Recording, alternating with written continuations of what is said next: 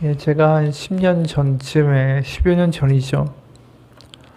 고등학생들을 데리고 이제 일본 오사카에 선교여행을 간 적이 있었는데, 그때 도톤보리라고 일본의 오사카에 아주 번화가가 있습니다. 거기서 일본어로 이제 연습한 거 찬양도 하고 워십도 하고 전도지도 나눠주고 그래서 전도를 한 기억이 있는데, 8월 달에 아주 더운 여름날이었어요. 일본 사람들이 이 어린애들이 뭐하나, 이 고등학생 애들이 뭐하나 쳐다보기도 하고, 아이들도 태어나서 그런 경험은 처음 해본 거죠. 근데 그걸 하면서 아이들이 하나가 되고 마음 가운데 너무 기쁨이 있는 것을 이제 발견을 했습니다. 아이들이 얼마나 할 이야기들이 많은지 잠도 안 자고 그 이야기하고 막 신나하고. 아마 아이들이 해외에 나가본 게 처음이었을 거고, 그런 외국에서 이제 복음을 전하고 신앙 공동체로 하나가 된다는 게 뭔지를 깨닫는 기쁨이 있었던 것 같아요. 오늘 70인도 마찬가지 아니었을까 싶어요. 예수님 없이 자기들이 이제 파송을 받아서 그들이 이제 드디어 하나님의 말씀을 전하고 하나님의 나라가 임하였다. 그리고 귀신이 떠나가고, 그러면서 그것들을 보면서 그 마음 가운데 얼마나 흥분이 됐을까요? 오늘 본문은 아니지만 이들이 이 전도여행을 마치고 나서 예수님한테 돌아와서 17절에 이렇게 보고합니다. 70인이 기뻐하며 돌아와 이르되 주여 주의 이름이면 귀신들도 우리에게 항복하더이다. 이 말의 표현이 굉장히 의미심장하죠. 귀신들이 항복했다. 이 전쟁에서나 쓸만한 말 아닙니까? 그리고 3절에는 이런 말씀도 하세요. 갈지어다 내가 너희를 보냄이 어린 양을 이리 가운데로 보냄과 같도다. 그러니까 이 일이 바로 이 사탄 사이에 어린 양을 보내는 그러한 모습이었다라는 거죠. 그리고 우리가 읽진 않지만 18절, 20절에 보면 예수님이 그 70인의 전도의 광경을 이렇게 묘사하시는 대목도 있어요. 예수께서 이르시되 사탄이 하늘로부터 번개같이 떨어지는 것을 내가 보았노라. 내가 너에게 뱀과 정갈을 밟으며 원수의 모든 능력을 제어할 권능을 주었으니 너희를 해칠 자가 결코 없으리라. 그러나 귀신이 너에게 항복하는 것으로 기뻐하지 말고 너희 이름이 하늘에 기록된 것으로 기뻐하라 하시니라. 그러니까 이 70인의 전도의 모습을 결국 어떻게 이해할 수 있냐면 이 하늘에서 벌어지는 놀라운 전투의 장면으로 이해할 수 있다는 거죠. 바로 사탄과 이 하나님의 나라가 충돌하는 광경이고, 이들의 그 큰 전쟁터에 어린 양으로 이 부족하지만 보내진 싸움이었다라는 것을 우리가 보게 됩니다. 그러니까 한마디로 요약하면 이게 영적 전투의 모습이었다라는 거죠. 근데 우리가 영적 전투하면 어떤 생각을 하십니까? 막 방언을 하고 뭐 기도로 부장하고 막 이렇게 귀신을 쫓아내고 막 이 어떤 굉장히 뭐 엄격한 전쟁과 전투의 모습처럼 생각하잖아요. 항상 긴장해 있고 영적으로 뭔가 무장하고, 그래서 우리가 에베소서 뭐 6장에 나와 있는 전신갑주를 입는 것처럼 뭔가 이런 어떤 전쟁의 장면을 생각하게 되는데, 그러다 보니까 이제 사람들이 영적 전쟁, 전투하면 이제 오해를 많이 하는 대목이 뭐냐면, 특히 외국에 나가가지고 땅밟기 기도를 한다고 여기에 영적 세력, 아주 악한 세력이 있으니까 거기를 물리치려면 우리가 땅밟기를 하면서 기도를 해야 한다고. 그러니까 마치 이런 것들이 뭔가 영적 전투처럼 이제 생각을 하는 경향들이 굉장히 많아요. 그리고 실제로 우리나라에도 이런 일이 있었죠. 꽤 오래됐는데 신문 기사에 나온 일이에요. 부처님 모신 날인 19일 서울의 대표적인 불교 사찰인 조계사와 봉은사에서 잇따라 소동이 벌어졌다. 아마 기억하시는 분들 있을 텐데, 거기 10명 정도 되는 사람들이 그 절에 들어가서 오직 예수, 나를 믿는 자는 죽어도 살겠고라는 성경 구절이나 인간의 손으로 만든 탑도 불상도 모두 우상이란다 라는 그 피켓을 들고서 찬송가를 부르고 거기서 회개하라라고 외치고, 그때 마침 이 부처님 오신 날이니까 그날 얼마나 많은 행사들이 있었겠어요. 그러다 보니까 몸싸움이 벌어지고 경찰이 출동하고, 그래서 결국 이 사람들이 산발적으로 흩어졌지만 5시간 동안은 찬송가를 전해서 부르다가 해산한 걸로 전해졌대요. 이 절에서는 행사에 방해가 될 수밖에 없는 행동을 했지만 고발은 하지 않겠다. 이게 신문 기사였어요. 그러니까 이 영적 전투라는 거, 뭔가 전도라는 거, 지금 70인의 전도의 모습을 우리가 보면 사실 이 모습하고는 굉장히 좀 다르다라는 걸 우리는 보게 돼요. 만약에 70인의 전도도 이런 모습이었으면 영적 세력아 물러가라, 악한 세력아 물러갈지어다 뭐 이러면서 찬송가 부르고 막 돌아다녀야 될 거 아닙니까? 그런데 오늘 이 70인의 선교와 전도의 장면은 굉장히 다르다라는 거예요. 그러니까 과연 선교가 무엇이고 전도가 무엇인가에 대한 굉장히 중요한 메시지를 우리 가운데 전해주고 있는 거예요. 사도행전을 봐도 사도 바울이 이제 이방 신상, 우상 엄청 많은 도시들을 가지 않습니까? 다 그리스, 로마, 뭐 헬라 문화권이니까 다 무슨 제우스 신부터 시작해서 별놈의 잡신, 로마 신까지 다 있고 로마 황제까지 있는 그런 도시들을 갈 때마다 그 신전에 가서 저주했습니까? 무너질지어다 악의 세력이요. 그러지 않았다라는 거예요. 사도행전을 보다 보면 결국은 이게 하나님의 선교고 결국 하나님의 선교가 땅끝까지 이루어지는 놀라운 이 역사들을 우리가 보는데 결국 거기서 전도하는 모든 방식들이라는 게 배타적이고 저주하고 뭔가 이렇게 싸움이 있고 부딪힘이 있고 그런 형태가 아니라는 거예요. 오늘 5절 보면 어느 집에 들어가든지 먼저 말하되 이 집이 평안할지어다 하라. 이게 무슨 전투의 장면인가요? 그게 아니라 오히려 평안할지어다 라고 해요. 평안이라는 히브리어는 우리가 알고 있는 샬롬이라는 히브리어죠. 이건 개인적인 어떤 평강이나 평안, 안식을 의미하는 단어가 아니에요. 하나님이 이 땅에서 이루실 하나님의 나라의 모습, 평강과 화평이 이루어진 모습. 그게 샬롬이에요. 결국 하나님이 악과 죄의 뿌리를 뽑으시고 승리하셔서 모든 이들을 하나님의 자녀로 다시 회복시키시고 평강과 평화의 땅을 이 땅 가운데 에덴 동산과 같이 이루시는 것. 그게 이제 샬롬이라는 말이에요. 그래서 샬롬이 왔다. 하나님의 나라가 임했다라는 거예요. 하나님의 새로운 나라가 시작됐다. 하나님의 역사가 시작됐다. 그 이야기를 하라고 보내셨다라는 거예요. 그러니까 이들이 보냄을 받았다라고 표현하는 이 정확한 의미는 샬롬을 선포하는 거죠. 하나님의 나라, 하나님의 통치가 이 땅에 이루어졌습니다. 그래서 9절에 거기 있는 병자들을 고치고 또 하기를 하나님의 나라가 너희에게 가까이 왔다 하라. 결국 이 70인의 이 사람들이 외치는 메시지는 배타적이거나 저주의 메시지가 아니에요. 오히려 하나님의 평화가 이 땅에 임했다라는 기쁜 소식을 이야기하는 거지. 게다가 이 70이라는 숫자가 어떤 숫자인지 우리가 구약을 보게 되면 더 분명하게 알 수가 있는데 창세기 10장을 보게 되면 노아 홍수가 일어나고 이제 거기에 그 땅에 살아남은 민족들의 명단이 쫙 기록됩니다. 거기에 그 민족들, 새로운 인류들의 숫자가 딱 70이었어요. 그러니까 그 노아 홍수 이후에 그 땅에 살아가는 민족들을 가리키는 게 70이라는 숫자였고 또 이제 바벨탑 사건 이후에 아브라함을 하나님 택하시고 보내시죠. 그러면서 뭐라고 이야기하셨냐 하면 우리가 너무나도 잘 알고 있는 창세기 12장 1, 2, 3절 보면 그러니까 내가 너로 큰 민족을 이루고 너에게 복을 주어 내 이름을 창대하게 하리니 너는 복이 될지라 그리고 너를 축복하는 자에게는 내가 복을 내리고 너를 저주하는 자에게는 내가 저주하리니 그 다음에 뭐라고 하시죠? 땅의 모든 족속이 너로 말미암아 복을 얻을 것이다.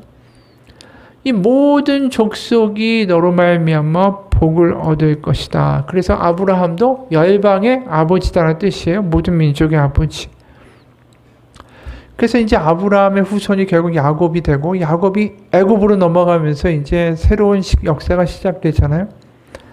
근데 애굽에 넘어갈 때 야곱과 그 가족들, 식솔들의 모든 숫자가 70명이었다라고 기록을 해요. 그러니까 왜 70이라고 기록하냐면 야곱의 일행이 열방의 복의 근원이 되기 위하여 하나님의 새로운 일을 이루기 위하여 애굽으로 갔다라는 거예요. 그러니까 하나님의 나라, 하나님의 통치가 하나님의 계획이 그들의 이주 가운데 다 모든 열방의 복을 주기 위하여 하시고 있다라는 거죠. 애굽으로 가는 행위 자체가 이스라엘이 그냥 애굽으로 간 게 아니라 열방 모든 민족에게 복을 주기 위한 하나님의 일이 이루어지고 있다는 숫자가 70이었어요. 결국 그 70인이라는 숫자를 가지고 하나님은 결국은 출애굽 그리고 가나안 그리고 예수님으로 이어진 놀라운 일들을 행하신 것이죠. 그래서 예수님이 지금 70인을 보내셨다는 건 굉장히 의미심장한 사건을 이야기하는 거예요. 바로 하나님이 애굽이라는 악의 손에서 꺼내셔서 출애굽시킨 것처럼 하나님이 또 다른 악으로부터 이제 이 백성을 다시 구원할 하나님의 자녀로 회복시키시고 모든 민족을 하나님의 자녀로 다시 불러오시는 그 일을 지금 하고 계시다. 그걸 상징적으로 보여주는 사건이 70인을 파송하시는 사건이었다라는 거죠. 결국 오늘의 선교의 장면을 보면 결국 이 모든 선교의 주인공은 누구냐면 하나님이세요.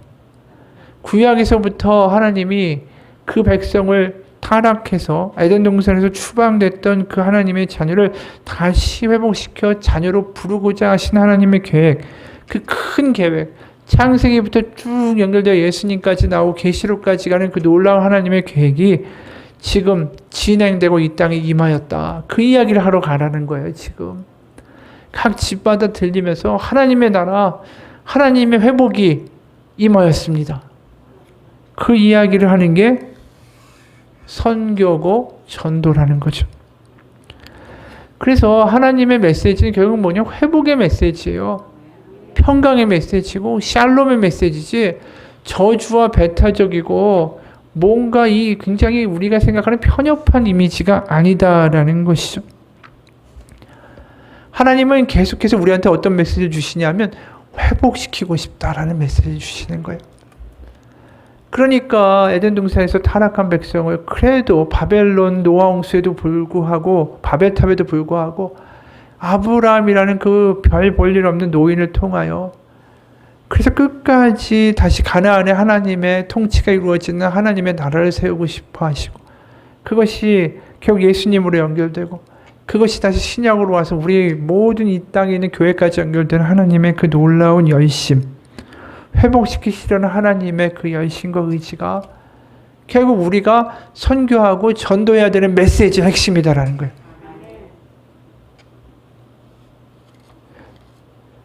그래서 이들이 부족하지만 그걸 가지고 나아가는 거죠. 근데 참 우리가 부족해요. 그 역할을 담당하기에는. 하지만 그럼에도 불구하고 어린 양같이 이리사의 어린 양같지만 그래도 하나님 그들에게 맡기신다라는 거죠. 12제자를 보게 되면 12제자가 뭐 타고난 사람들입니까? 타고나지 않죠. 부족한 사람들이에요. 그들이 누가복음 9장 46절 보면 이런 말을 해요. 제자 중에서 누가 크냐 하는 변론이 일어나니. 그러니까 내가 더 지금 하나님의 계획, 하나님의 그 커다란 나라에 대한 사실 관심이 없고 예루살렘에 다시 이루신 하나님의 그 왕국, 예수님의 왕국에 자기가 더 높은 데 앉겠다라고 싸웠다라는 거죠. 그러니까 야고보와 요한이 몰래 사람들, 다른 제자들 몰래 예수님 찾아가서 부탁하는 거 아닙니까? 왕국을 로마 물리치고 세우시면 우리를 그 좌편과 우편에 앉게 해달라고. 그러니까 마가복음 10장 37절에 이런 말씀이 있죠. 여짜오되 주의 영광 중에서 우리를 하나는 주의 우편에 하나는 좌편에 앉게 하여 주옵소서. 야고보 요한이 이렇게 부탁한 거예요. 그러니까 41절에 열 제자가 듣고 야고보와 요한에 대하여 화를 내거늘. 그리고 누가복음 22장에 보면 또 그들 사이에 그중 누가 크냐 하는 다툼이 난지라.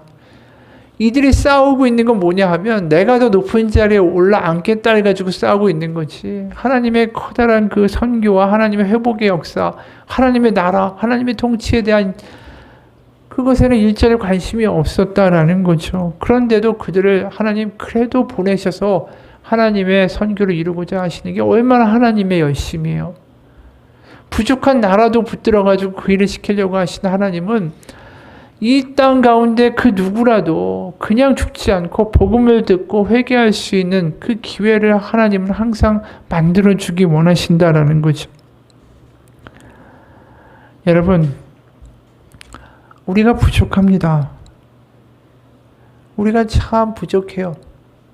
내 스스로도 사실 내 믿음도 잘 간수하지 못하고요. 걸핏하면 다른 사람들의 얘기 가운데 무너지기도 하고요. 남편과 아내하고도 걸핏하면 싸우고, 그리고 교회 안에서도 부족한 모습들이 참 많이 나타나요. 그러다 보니까 크리스 라이스라는 분이 은혜가 중요하다는 책을 썼는데 거기서 이런 말을 해요. 공동체 안에 있을 때 비교의식이 얼마나 심해지는지 나는 알고 있다. 바로 나에게 그런 경향이 있기 때문이다. 당신이 어떤 사람이든 남들보다 뒤처진다고 생각할 만한 조건은 수없이 많다. 원하는 것을 더 많이 얻는 사람, 더 좋은 집을 가진 사람, 공부 잘하고 주목받는 자녀를 둔 사람, 의견을 하면 주변 사람들이 맞아 라고 받아들여주는 사람, 당신보다 더 멋지고 훌륭한 배우자를 가지고 있는 사람 등등 수많은 사람이 떠오른다. 불공평함이라는 괴물이 매일 저녁마다 식탁 주변에 서성이며 당신을 노려본다. 그토록 치열한 공동생활에서 비교는 위태롭게 분열을 일으키고 우리를 흔든다. 누가 이런 말도 해요. 교회 안에서 이런 질투가 있다라는 게 누가 이런 말 합니다. 우리는 정우성을 질투하지 않는다. 이건희를 질투하지 않는다. 내 이웃을, 내 형제를, 내 자매를 질투한다. 이거 굉장히 와닿는 말 아니에요.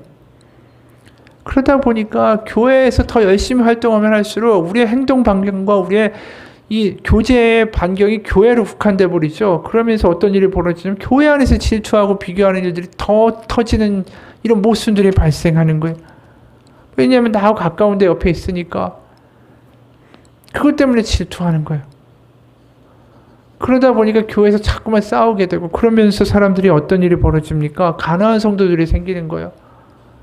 교회 보니까 이게 무슨 하나님의 나라, 하나님의 통치고 무슨 사랑이야. 맨날 지지고 볶고 질투하고 비교하고 싸우는데 가난한 성도라는 게 이게 안 나가라는 말을 거꾸로 한 거 아니겠습니까? 그러니까 참 어떻게 보면 하나님이 지금 70일을 보내시는 이 모습에 보면 우리는 참 부족하다는 생각밖에 들지를 않아요.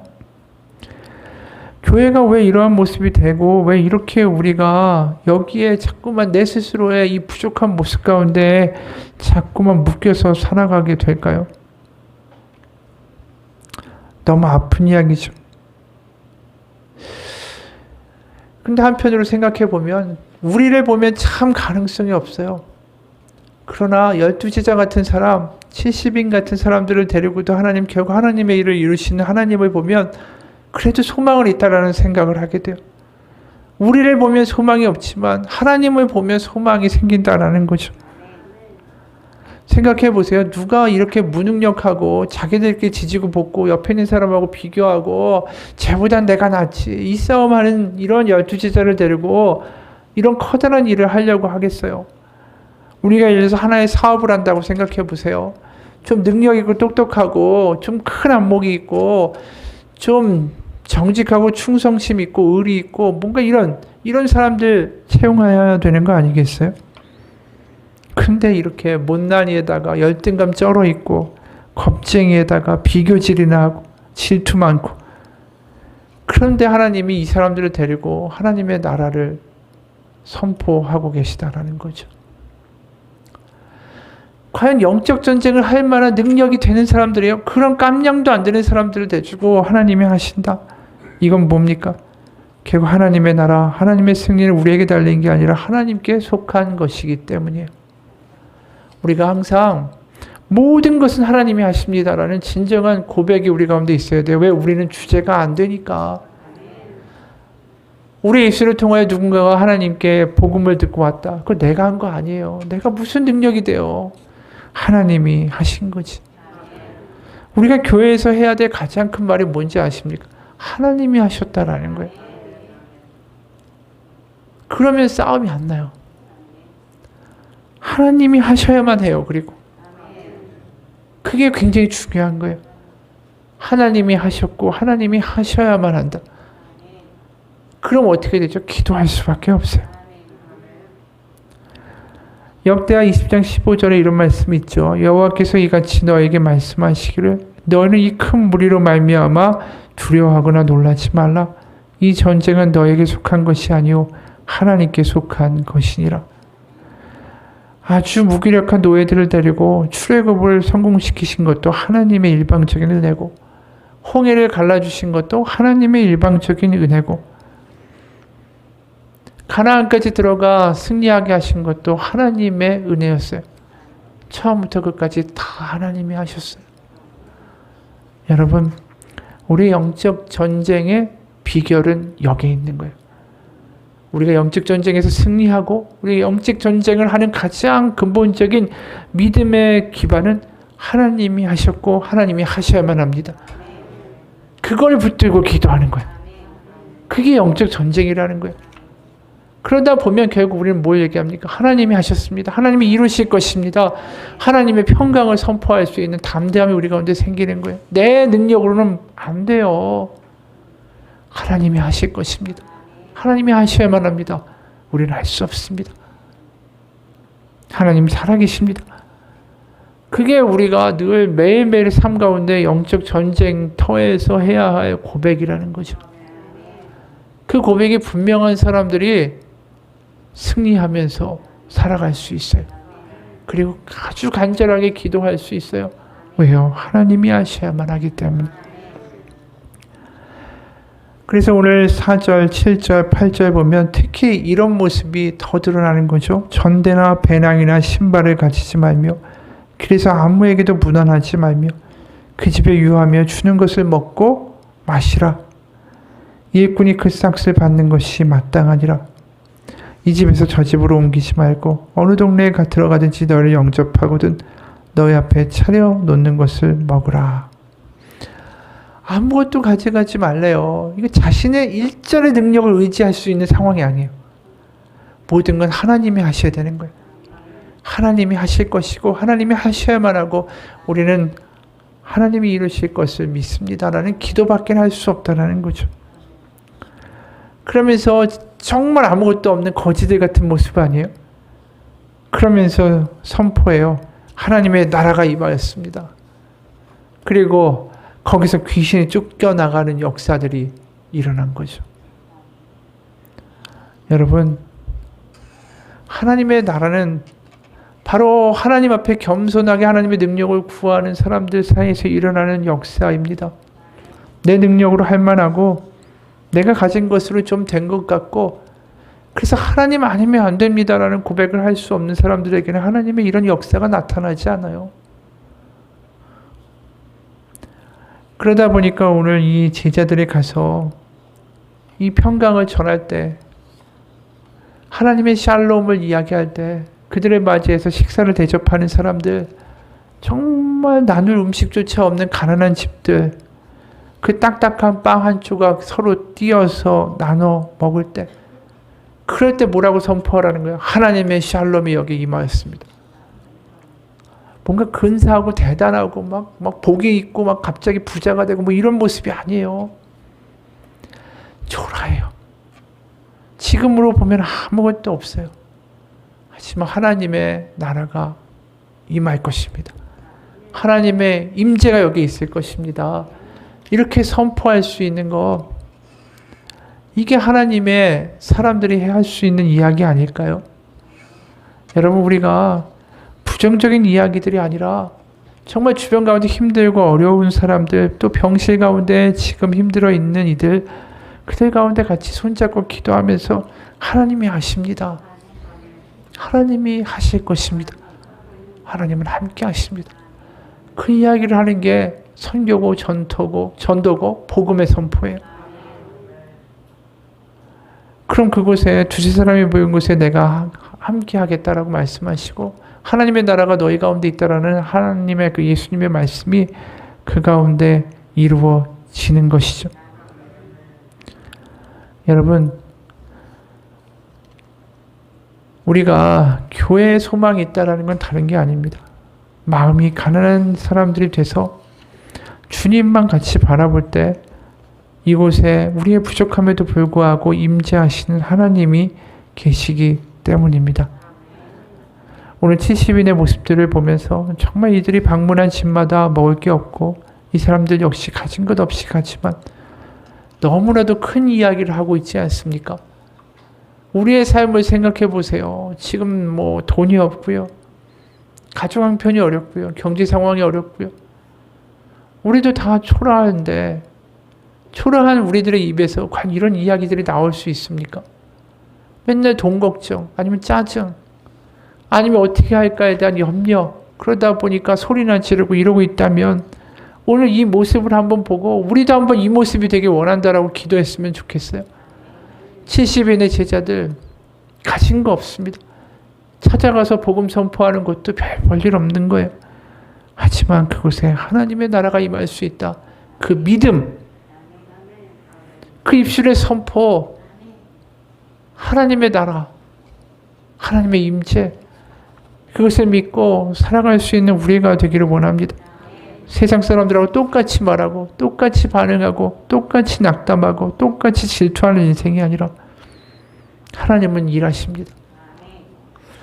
불쌍한 노예들을 가지고도 일하셨고 12제자를 가지고도 일하셨고 못난 사람들을 데리고도 하나님은 하나님의 뜻을 이루셨습니다. 하나님, 우리도 부족하지만 하나님 우리를 사용하셔서 하나님의 뜻을 이루어 주옵소서. 하나님의 평강과 하나님의 위로와 하나님의 역사가 일어나고 경험되고 맛보게 하여 주옵소서. 그 기도가 우리의 삶 가운데 매일매일 있으시기를 주님의 이름으로 축원합니다. 같이 기도하겠습니다. 하나님의 나라를 선포하는 이 모습은 사실 초라합니다. 가난한 집들에 빵 하나 쪼개면서 서로 나눠 먹어야만 하고 복음을 전하고 하나님의 나라를 이야기하는 70인들은 가지고 간 것 없어서 낡은 옷과 낡은 신발을 신고 초라한 모습으로 다녔습니다. 그들의 현재는 너무나도 보잘것없고 못났고 세상 가운데 멸시받는 모습입니다. 하지만 그들 가운데 하나님의 나라가 있습니다. 하나님의 임재가 있습니다. 우리에게도 그럴 수 있다라는 믿음을 가지고 살아가기 원합니다. 지금의 현재 가운데 낙담하고 우울해하고 짜증내고 비판하고 질투하고 세상 사람들과 똑같이 반응하는 우리의 인생이 아니라 하나님이 살아계시다라는 분명한 믿음 가운데 하나님이 기도하는 자를 결코 외면치 않으시며 하나님을 바라보며 울부짖는 자를 외면치 아니하시며 하나님의 얼굴 구하는 자를 외면치 아니하시며 하나님은 부족한 자를 들어서 쓰시는 하나님이시며 하나님의 나라가 하나님을 배고파하고 목말라는 모든 이들 가운데 임하게 하실 것이다라는 믿음 가지고 선포하며 살아가는 우리의 삶이 되게 도와주옵소서. 예수님 이름 받들어 기도합니다. 아멘. 우리 같이